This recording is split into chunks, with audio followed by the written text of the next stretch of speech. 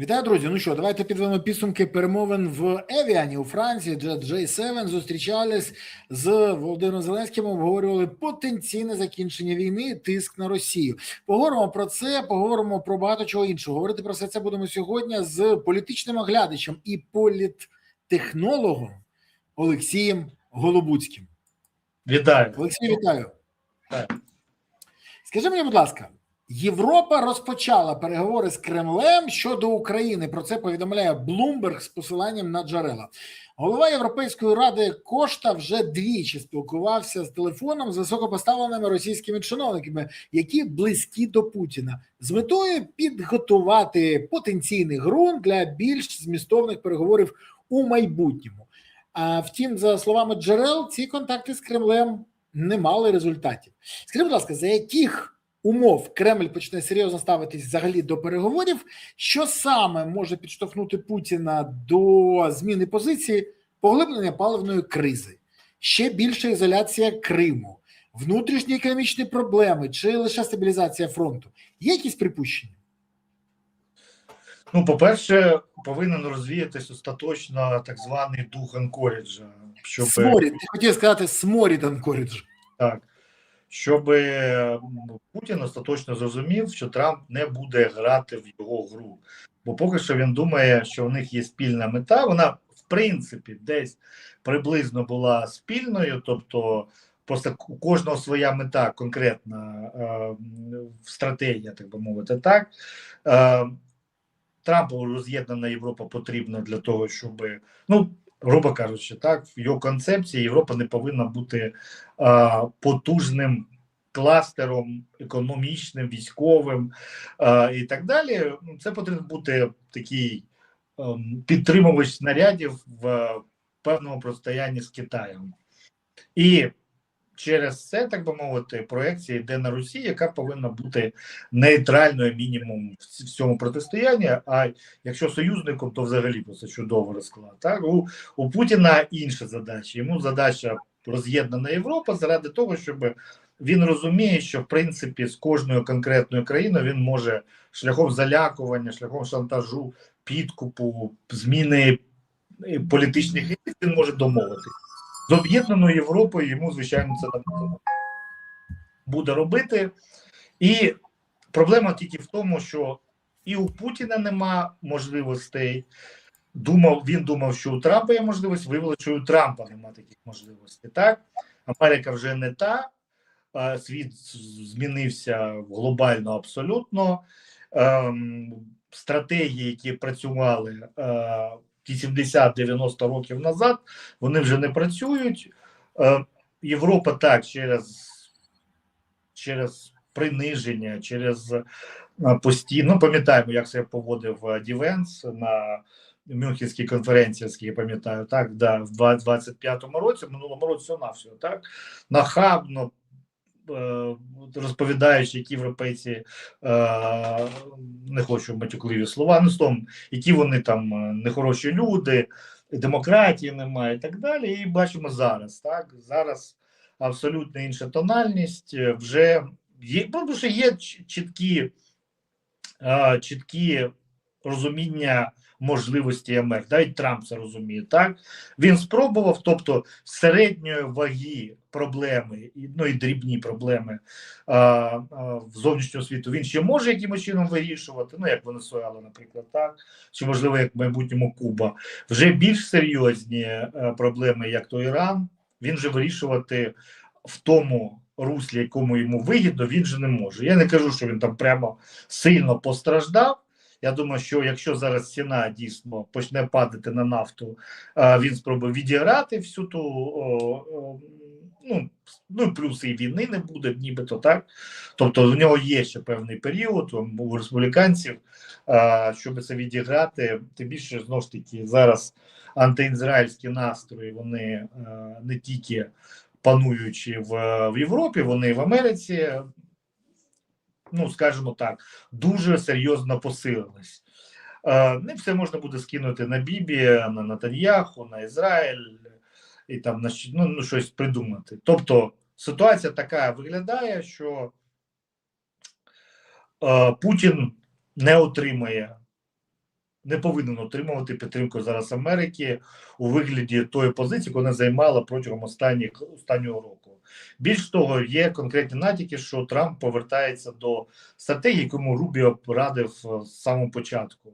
Це тиск на Росію, для цього з'явилися всі можливості. І ось сукупний ефект усіх цих наших дій, бензинових оцих всіх справ, ціни на нафту, певні економічні проблеми в Росії, незадоволення еліт, скажімо так, помірні успіхи. Казати, що взагалі у росіян немає успіхів на фронті, але помірні успіхи на фронті.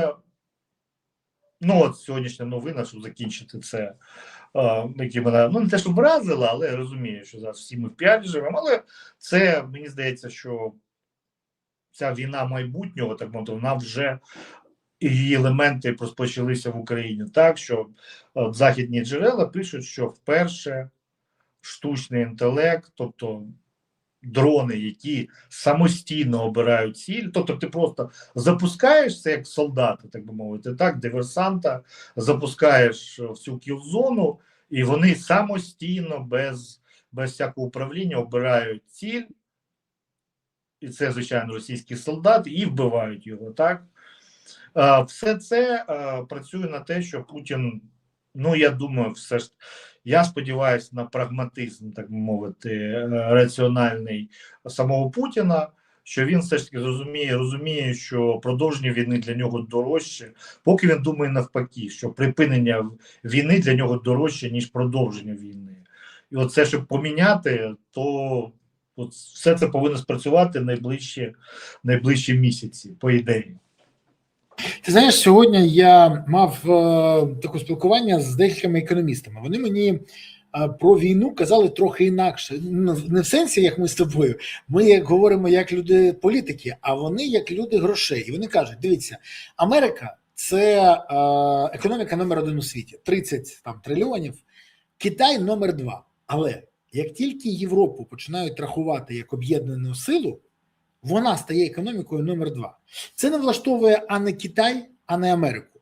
Жодна з цих країн не хоче, щоб Європа була об'єднана і була економікою номер 2 у світі. Це перше. Друге, у Америки є чітке прагматичне бачення. Вони хочуть торгувати і заробляти з Росією, вони хочуть продавати російську нафту. Більше того, вони розуміють, що це робити не можуть через війну, через санкції, тому шукають варіант. Одночасно в Америці хочуть відірвати Росію від Китаю, зруйнувати відому ядерну тріаду, яка існує, і таким чином послабити Китай. Але забагато бажань, і єдине, що заважає, це те, що в голові Путіна, ну, скажімо так, далеко, навіть не те, що не раціо, навіть не емоцію, а сплошна шизофренія. І тут головне, щоб дійсно йому донесли, що це вже не бажання чи не бажання, а необхідність. І ситуація виходить за межі, коли він зможе хоч щось контролювати. У будь-якому випадку подивимося, що буде далі. Друзі, а я вам дякую за те, що ви сьогодні з нами присутні, за те, що ви вже реагуєте, поставили вподобайку, я сподіваюся, ви не забули це зробити. Якщо забули, поставте зараз, дуже буде супер. Підпишіться, прокоментуйте, поширте відео. Напишіть, до речі, що ви думаєте з цього, чого почули, чи вважаєте ви, що дійсно з'являється вікно можливості, про яке одночасно кажуть, до речі, політики з полярними поглядами, Зеленський і Порошенко. Мене це дивує, до речі, обидва кажуть про вікно можливостей. Поговоримо. І напишіть в коментарях, звідки ви дивитесь цей ефір, куди закинула вас доля, де ви чекаєте, бо наближаєте перемогу, звідки ви зараз спостерігаєте за нашою дискусією. Пишіть місто, селище, країну, регіон, район, область. Я вже бачу, у нас сьогодні Варшава-Дубна, у нас сьогодні Бельгія, Житомирщина, Сумщина, Латвія, Барселона, Краматорськ, Велика Британія, Миколаїв, Львів і Америка. Теж непогано. Тому пишіть, це важливо. Дякую вам, що ви активні. Скажи мені, будь ласка, от я в США все, що хочуть робити бізнес Росії, і не дуже це приховують. Але ж не можна вести бізнес через накладені санкції самою Америкою. Більше того, сьогодні припинилися дозволи Сполучених Штатів торгувати російською нафтою. Знову санкції. І інсайдери пишуть, що Трампу необхіден кінець війни, особливо на тлі 3 листопада, вибори в Сполучених Штатах. Чи зможе Трамп натиснути на Путіна? Які інструменти є для цього? Кнут чи пряник? Бо сьогодні Трамп заявив, що ми можемо надати Україні ракети. Це кнут, але 100% по телефону буде якийсь пряник. Чи буде тиснути на Україну? І чи реально, бо на Вашингтонщині сьогодні говорять саме про це, що можуть бути санкції на Єрмака та інших людей з оточення Зеленського. То чи може бути це одним з інструментів теж тиску? Що буде робити Трамп, як ти думаєш? Бо європейці не приховують того, що вони сподіваються тільки зараз на те, що Трамп включиться. Якщо ж завтра зранку Трамп про все забуде, то, схоже, сподівання будуть марні. Ну, і з того, що ти сказав про економістів, я, чесно кажучи, не зрозумів, чим це відрізняється від політичних глядачів, особливо про шизофренію. Так мовити, це точно не економічний термін. Я просто можу риторичне питання задати, а що ж заважало Америці торгувати з Росією до війни, до 2014 року? А вони успішно торгували, дивись. Ну, то вони там це мізерне абсолютно по зрівнянню з Європою, це мізер. Це реально. Вибач, переб'ю тебе. Зараз відомо, як американці викуповували навіть швейцарського великого трейдера, який належав росіянам, який торгував нафтою. Окрема історія – це як російське ядерне паливо через американські компанії потрапляє на ринок зараз. Американці фактично американці зараз починають доїти Росію. Ну, у Трампа є абсолютно логічно, так би мовити. Ну, це історія свіжа, це тому, що американці осягнули тільки саме завдяки війні Господи, України з Росією. Вони осягнули, що виявляється, і після того, як Трамп почав зробив цю тарифну війну, виявилось для Трампа, мабуть, це можливо це несподівано було, а можливо, все ж таки вони не думали, що настільки, що критична залежність взагалі світової економіки від рідко так цих земельних металів, яких до 90% вибудок контролює Китай, так? І саме в цьому напрямку в першу чергу Росія потрібна Китаю, тобто, ну, як альтернатива просто, так? Тут проблема соціальна, політична, економічна, все сходиться. Все це є, ну, ми знаємо, всі ці метали, все це є і в інших країнах, і можна, але питання ціни, питання екології, питання безліч, що не можна це робити в Америці таким чином, як це можна робити, не знаю, в цій, господи, як ця країна називається, в Латинській Америці, Болівія, да, господи, забув, де можна там просто дати на лапу, там, починаєш від президента, і копай собі як хочеш, ким хочеш і чим хочеш, так би мовити, так? В цьому є певна зацікавленість. Бути посередником в нафті, так би мовити, російській, в газі російській в майбутньому. Ну, це, звичайно, непогано, але це не трильйони доларів. Ну, це не трильйони доларів. Це дуже непогано, в принципі, але це більше навіть мова йде не про те, щоб заробляти, а просто контролювати енергоносії. Ну, якщо Росія на це погодиться колись, це буде означати, що Росія вже як суверенної, так би мовити, такої країни не існує.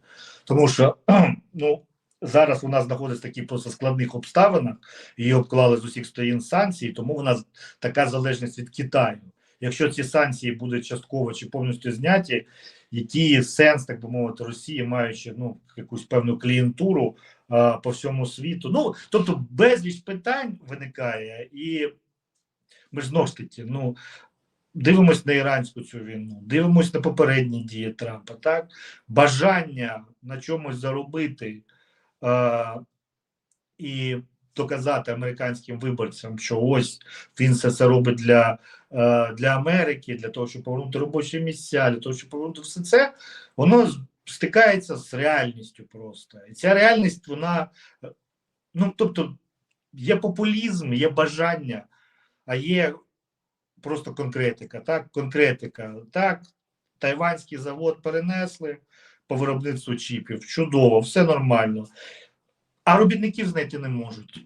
Не хочуть вони працювати. Не хочуть. Вони хочуть займатися тим, чи вони зараз мріяти про велику Америку, про оце, голосувати за Трампа. Але працювати вони вже не хочуть і ніколи не захочуть працювати. Вони ніколи вже не захочуть працювати. І наступні покоління не захочуть працювати, так? І їм приходиться привозити робітників з Тайваню. Ось ця, так мовити, політика економічна Трампа. Тобто, порівнювати навіть Росію і Америку чи Росію і Європу неможливо за всіма ознаками, крім ядерної зброї. Тому бажання Трампа залучити Америку, і це бажання не його виключно, це історичне бажання. Історичне бажання американців, я постійно про це говорю, було безліч варіантів зробити так, щоб Росії не існувало. Чи принаймні не існувала в такому вигляді, як вона в великої країни.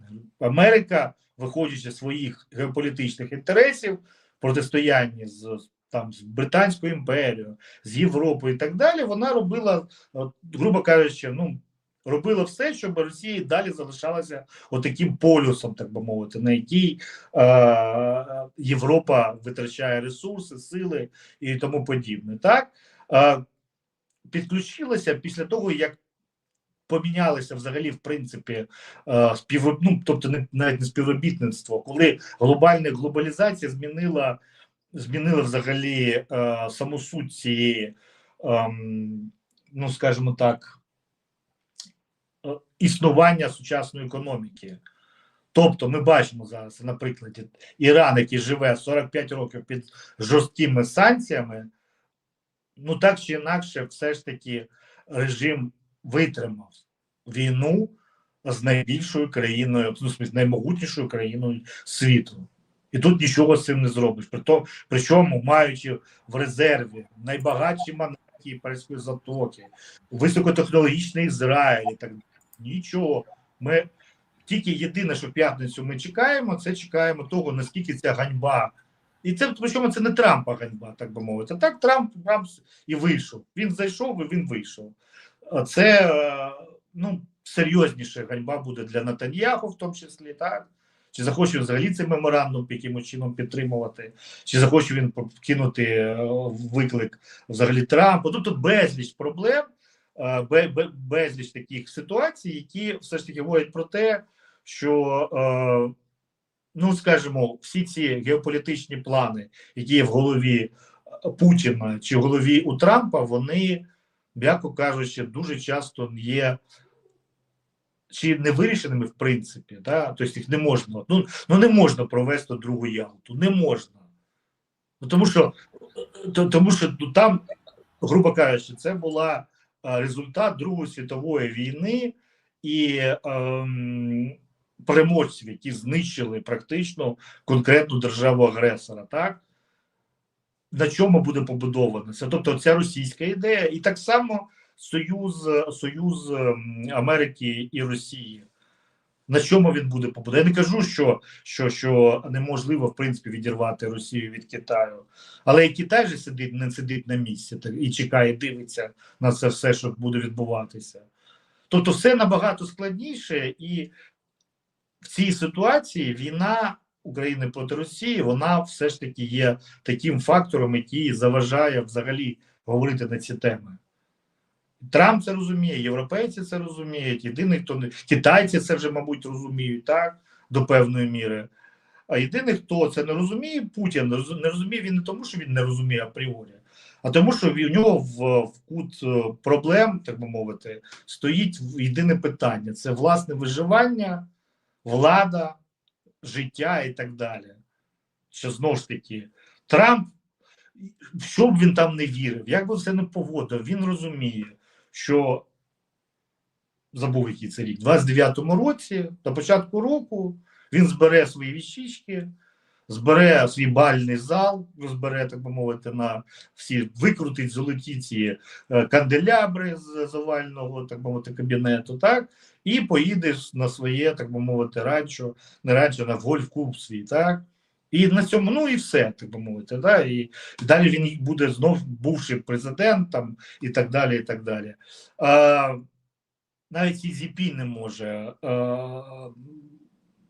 планувати, думати, що він вічно буде. А Путін хоче, для нього це питання реально виживання.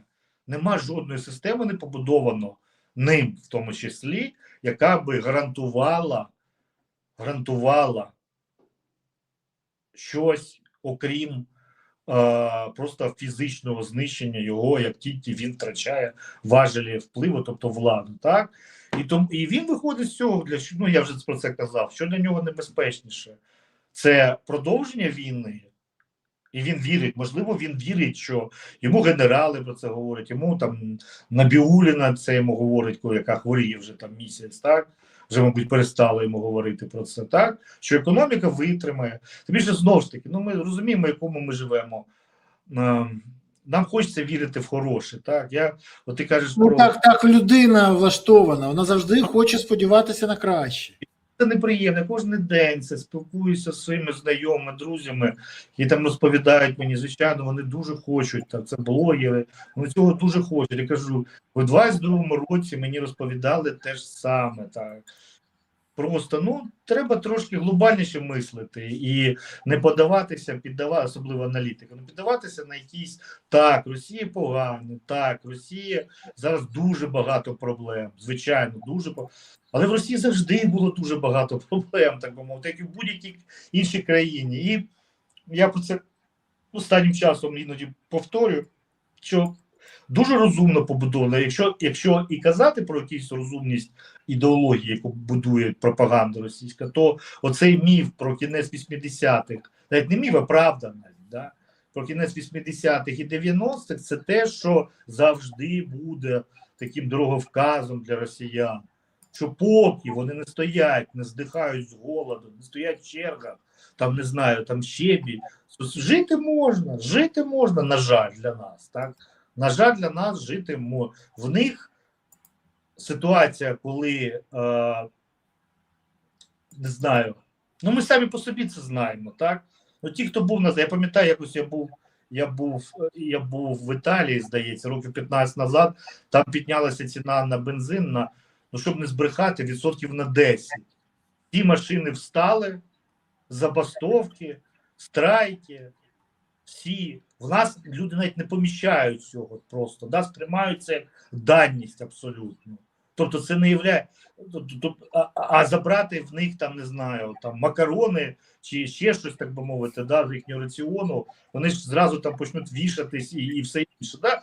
І це нормально, вони звикли, вони, їхні попередні покоління працювали на це, щоб от наступні покоління жили в такому добробуті, який дозволяє їм думати про проблеми, про які нам іноді 20-30 років назад було смішно навіть думати, так би мовити, так, вони здавалися настільки несерйозними.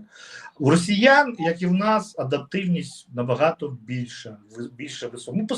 Ще раз повторюю, ми по собі можемо це судити, так?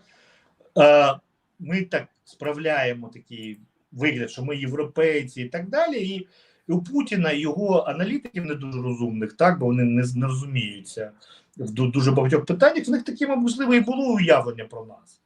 Вони вже там, як європейці, у них там, ну, Бучу вони бачили, так, вони вже живуть по-іншому. От їх один раз чи два рази виключити їм світло, і вони зразу здадуться.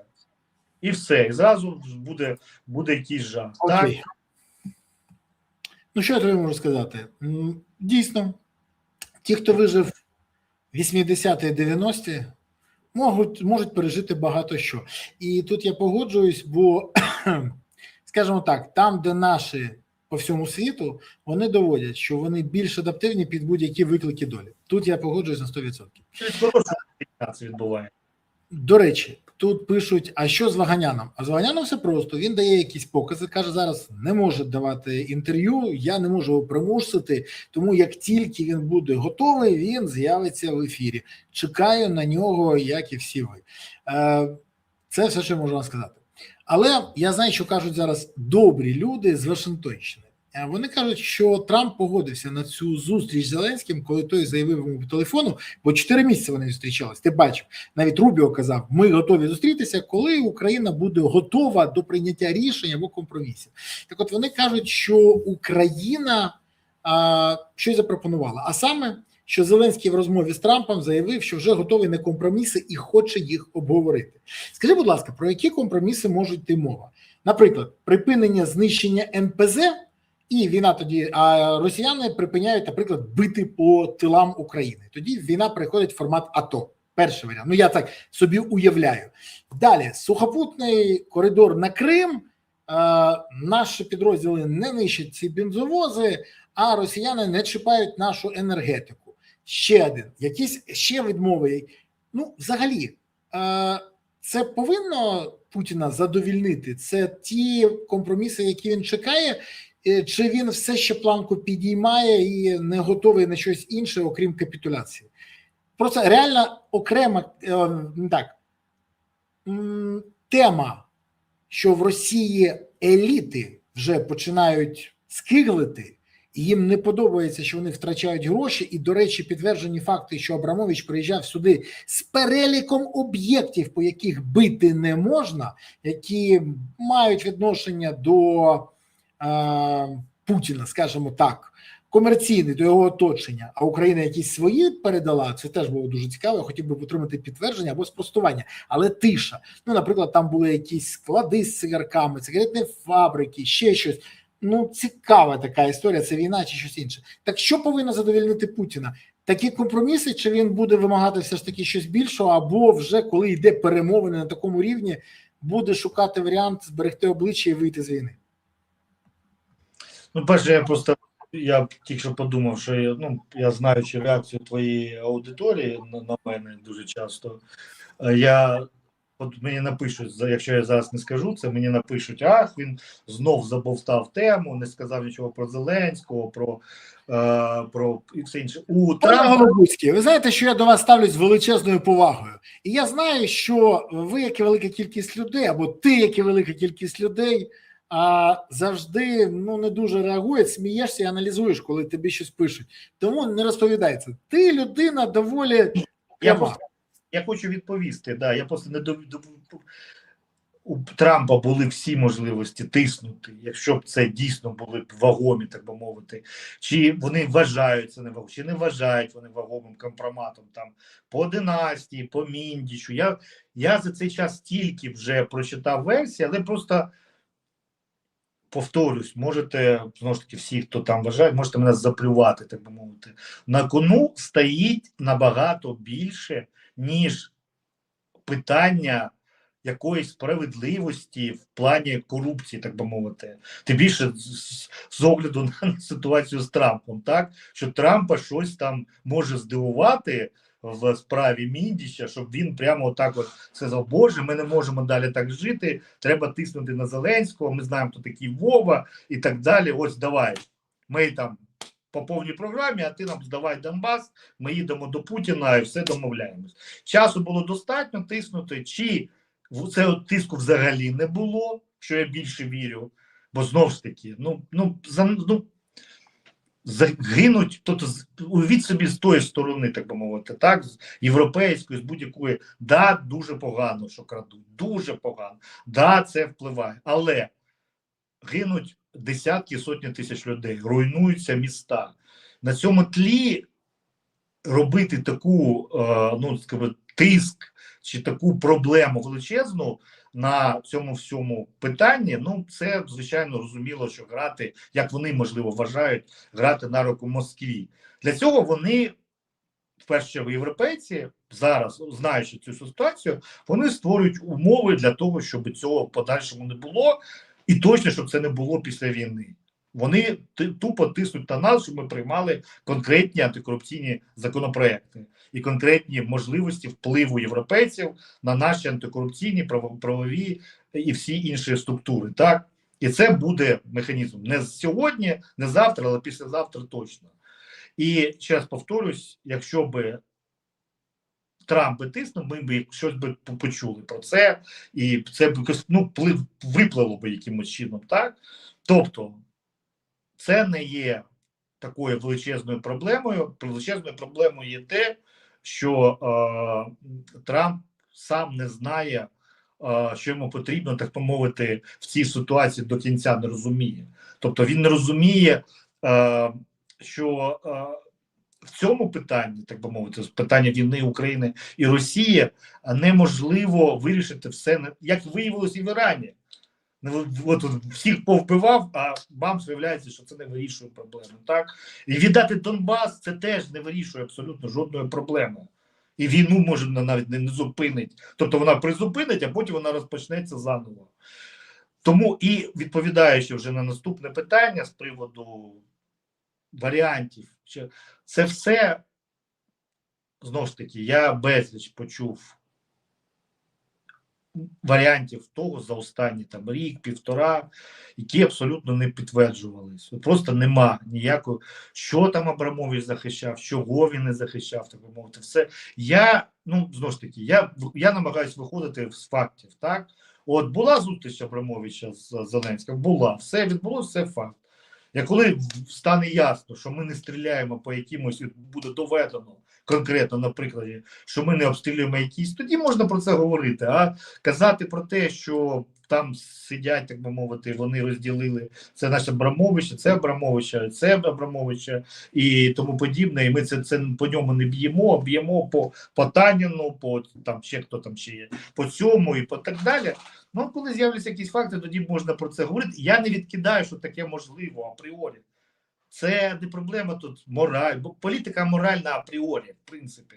Це інше, так би мовити, це не міжлюдські стосунки, так? І вони всі домовляються між собою.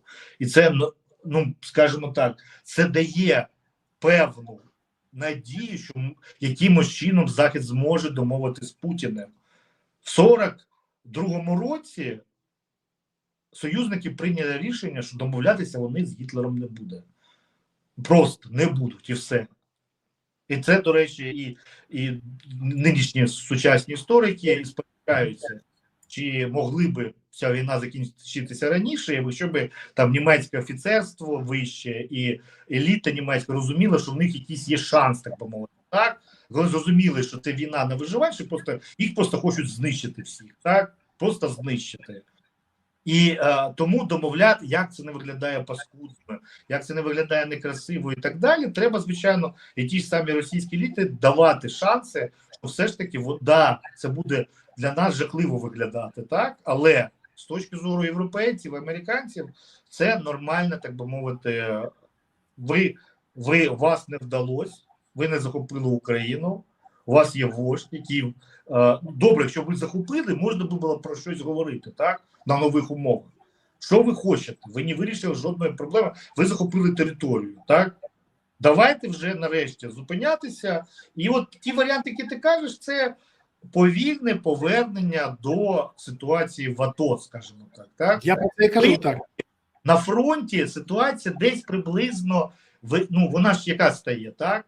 Що якщо Росія перестане битися лбом, просто кидаючи, просто трупами закидуючи там Костянтинівку і так далі, а просто створюються ці 330-кілометрові кіл-зони, то тобто можна й далі, нібито ми воюємо, мається на увазі, стоять солдати із одної, з іншої сторони, але неефективність навіть, але потреби вбивати один одного, перекидуючи людей просто, вона відпадає. І залишається, що найбільшу шкоду через деякий час, так, і щоб прибрати там елемент людських жертв, людського життя, людського часу, так би мовити, і так далі, беремо економіку, росіяни вбивають нашу економіку, інфраструктуру, логістику, ми вбиваємо її. І це, до речі, може тривати ще достатньо довго. достатньо довго. І це, я так розумію, європейці, американці і будуть пояснювати Путіну і так далі, що, в принципі, українцям втрачати нічого, так? І в кінці кінців, може, 2-3 мільйони людей зариються в землю, і при допомозі, так би мовити, американців, європейців будуть навіть в такому стані створювати проблеми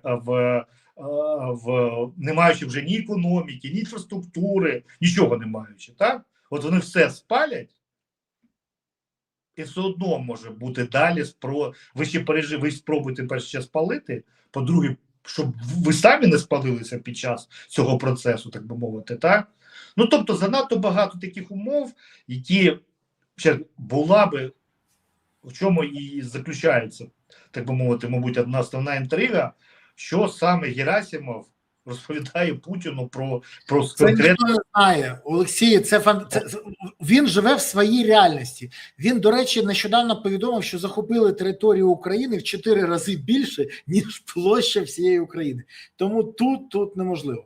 Але скажи мені, будь ласка, до речі, ти коли будеш читати коментарі, тут є коментар від Богдана Возного. Це, до речі, учень Магди, який дуже часто пише саркастичні, щоб ти не думав. Він просто знає, як на тебе реагують дехто, і підіграв. Голобуцький гад сховав очі, бреше видно. Ну, тому що це його, він дуже гарно все розуміє, це, щоб ти не реагував, кажу. Але людина тролить якраз тих, хто пише про окуляри. Це дуже смішно. Скажи мені, будь ласка, КМІС виклав дослідження, яке демонструє, що помітно зросло бажання українців змінити владу. Помітно за 3 роки, включаючи вже не лише президента, а й Кабмін та Верховну Раду. Кількість українців, які бажають змінити президента, за останні 3 роки виросло втричі. А за зміну президента після завершення війни в 23-му році висловлювалося тільки 23% опитаних, в 26-му – 67%. За зміну Верховної Ради було 69, стало 83%. І схоже, що найближчим часом 69-83, 90 скоро може бути, а це майже абсолютно. Ну і за заміну Кабміну раніше було 47, зараз 74. Цифри змінилися просто. Тож бажання залишити цю владу є в відносних у 20-25% українців. Скажи, будь ласка, це вже говорить про те, що переобратися Зеленському на посаду президента майже не вдасться? А що казати тоді про всі інші політичні еліти, які сьогодні керують країну? І, до речі, от як політтехнолог, скажи мені, будь ласка, народ хоче нові обличчя? Чи тих, хто має досвід та знання? Чи просто зміну картинки? Ні, народ, звичайно, втомився від по-перше, українці не звикли так довго, щоб знаходився конкретна особа на вершині влади, так? І я думаю, що вже велика частина українців розуміє, що ця гра хороший цей цар і погані бояри, вона вже набридла і набила вже оскомину, так би мовити. Останні мелодії цієї старої заїждженої платівки от зараз тривають, типу про конфлікт Федорова, Сильського, Буданова і так далі. Знов, це все ж одна і та ж сама мелодія, так? Що Зеленський, звичайно, він все добре, що відбувається в країні. Це Зеленський, а немає ракет ППО. Хто винний? Не Зеленський, звичайно, винний Буданов, так би мовити, так? І це вкидується нам через інсайдерські джерела, це смішно це все звучати, зрозуміло, що одні ті ж самі люди займаються цими. Я як політтехнолог, мало того, що я це розумію, я просто це бачу. Це просто бачу в буквальному розумінні цього слова. Ти мене розумієш, я думаю, що більше мене не розуміють, але добре.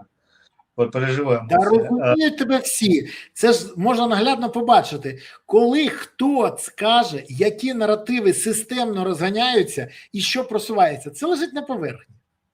Так, і воно вже не грає, воно реально не грає.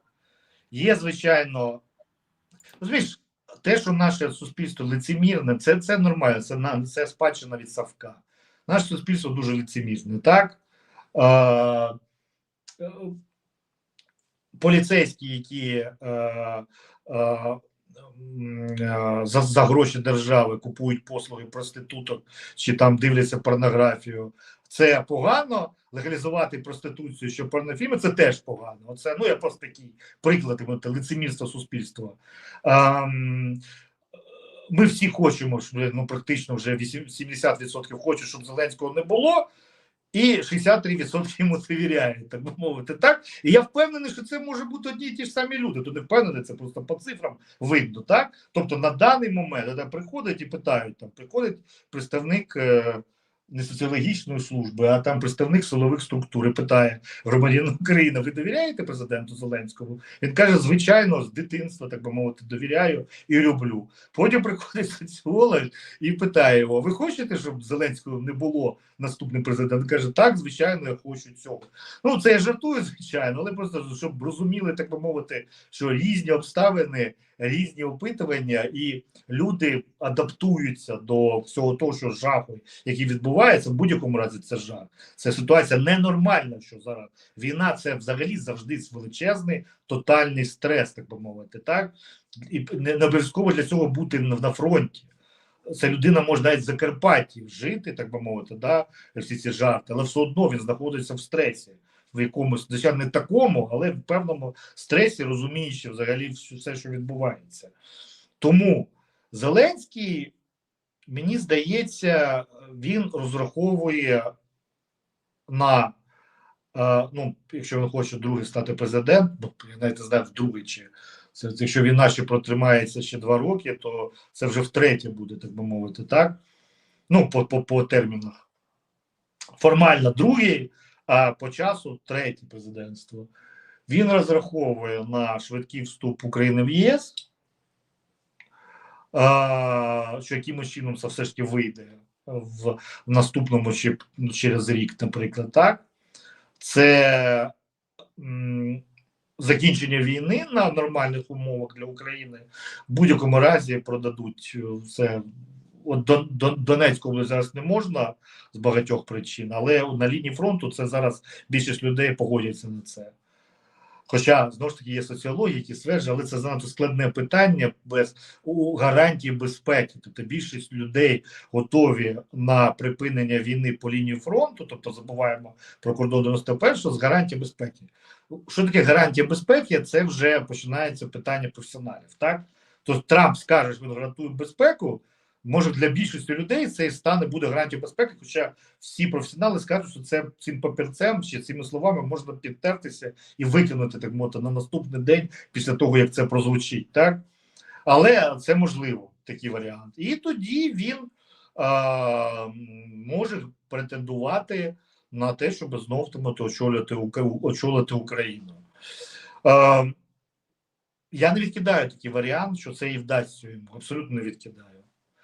Але вони трохи недооцінюють це втому, жахливу втому від нього, навіть тих людей, які йому симпатизують до сих пір. От просто, ну, люди, якщо мабуть, розумієте, ми ж не знаємо по Росії, так, ми не можемо, там не було чесних виборів ніколи. Останні вибори чесні були, мабуть, в 90-му, чи це навіть в Радянському Союзі, так? Вже в 96-му році їх фальсифікували, вже фальсифікували, так? І важко порівняти, так би мовити, так, от як от сидить людина, у нас немає практично, у нас єдиний приклад – це Кучма, все. От Кучма, який просидів 2 терміни, так? Я пам'ятаю, де вибори 99-го року, це калька була з російських виборів, так? От просто створили жупел комуніста Панєнка і всіма адміністративними, неадміністративними, всіма заходами, ну, грубо кажучи, так. Це феномен, більше він не повторювався. Так? І Зеленський, ну, скажімо так, ну реально просто, люди просто тупо втомилися. І це, не кажу, що це добре насправді. Бо якщо б я вірив, що вони втомилися, виходячи з професійності, помилок, там, ну всі ці питання, там, Аченгара, як там любить одна група там, політичних казачів, до того, що бусифікація, так би мовити, так, чи що Мельника ховають, чи там, що російську мову забороняють, що от, якщо б це, я б казав, це добре, це нормально. А я боюся, що велика частина просто от, тупо фізично стомилася. Просто вони хочуть реально нового спектаклю, так би мовити. Вони хочуть нового видовища. Так? Хліб їм нібито гарантують європейці. Хліб буде, не здохнемо, так? А видовище, ну, як звикли, які з європейців видовища, так мовити, не цікаві. Ну, хіба що, знову ж таки, НАБУ отримують такі повноваження, що зможуть не просто там залякувати корупціонерів і так далі, а вішати їх, наприклад, на Майдані, тоді це видовище замінить обрання там нового гетьмана, нового президента, так? Але якщо, знову ж таки, серйозно говорити, то, ну, звичайно, що впевнений, що прийде. Тобто наступним президентом в нормальних демократичних умовах буде людина, яка найменше буде асоціюватися з тим жахом, яким був останні там 4-5 років. Ну, буквально, так? Я не кажу, що це не Залужний, наприклад, так? Це може бути Залужний, який був виведений на піку, так би мовити, впевненим. Ну, все ж таки, не можна порівняти ситуацію 24-го року і 25-го року, так? Був виведений з активної публічної сфери, і він, ну, типу, такий тефлоновий трохи, да? Він практично не говорить там про свої позиції, про свої погляди внутрішньоукраїнські. І, в принципі, можливо, він, а можливо, Усик, а можливо, ще хтось, так? Які от тут просто, ну, не сидять. Про стару еліту навіть мова не йде, це вже,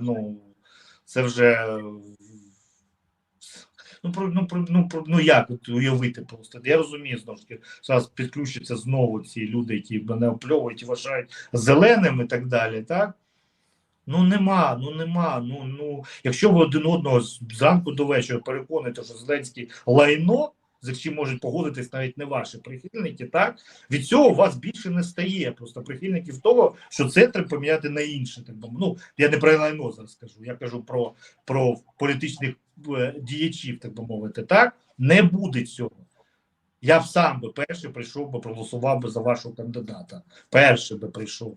Бо вважаю його набагато більш компетентним в багатьох питаннях, так? Але я розумію, що цього не буде. Що цього не буде просто. Буде боксер, дипломат, чи що там в нас ще є, так мовити, контррозвідник, можливо, так? Ну і молода поросль цифровізації, так би мовити, той же Федоров, наприклад. Ох ти, песимістично в тебе погляди такі на ситуацію. Ти знаєш, я думаю, що все ж таки не все так погано. Більше того, я чомусь думаю, що на наступних виборах будемо грати в одну тему. Не стільки в кандидатів, скільки в команди, бо команди будуть важливі. Всі побачили, що коли 5-6 успішних менеджерів, то вони отримують підозри в корупцію. Відповідно, повинні бути не номінали, які непогано шершавими язиками полірують дупу владі, а тих, хто дійсно може щось виправити. Тут головне рівень компетенції і чи можуть вони дійсно впоратися з тими викликами, які будуть. А те, що країну треба буде витягати з прірви, це беззаперечно. Впевнений в цьому. Олексію, хочу подякувати тобі за сьогоднішній ефір, за те, що ти знайшов час, можливість і відповів на запитання. Як завжди, дякую, буду радий бачити тебе. І повір мені, я добре знаю, що ти якраз не є прихильником якихось політичних сил, які там перефарбували тебе чи щось інше, а в тебе значно тверезіші погляди, бо хочеш жити в Україні. І це головне. Дякую тобі за це. Найкращого. До побачення. До побачення. Друзі, ну що, дякую вам, що подивилися цей ефір. Сподіваюсь, ви поставили вже вподобайку, прокоментували, поширили, підписались, ну, чи підтримали канал. Я дякую вам щиро за це. Напишіть, до речі, зараз в коментарях, був ефір для вас інформативним чи ні? Отримали ви додаткову інформацію чи ні? Ну, чи задовільнив вас цей ефір? Буду вам вдячний за це.